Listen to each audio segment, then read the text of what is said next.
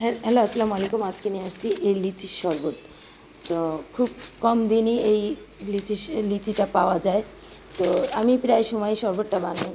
তো আপনাদের সাথে আজকে শেয়ার করব। তো দেখেন, আমি এই লিচি নিয়েছি এখানে প্রায় 10-12টা। এখানে 10-12টা ইজিলি ছোটো ছোটো 2টা গ্লাস হয়ে যাবে। তো আমি এখানে দেখেন লিচিটা ছিলে নিয়ে তারপরে এটাকে বিচি ফেলে দিয়েও লিচিটা অনেক ভালো ছিল, একদম পুরো পুরো লিচি ছিল। তো এখানে চিলে নিয়ে তারপরে আমি এখানে প্রথমে লিচিটা ব্লেন্ডারে দিব, তারপর পুদিনা পাতা দিব। আপনার কাছে পুদিনা পাতা না থাকলেও সমস্যা নেই। তারপরে এখানে দেবো 2 চামচ চিনি।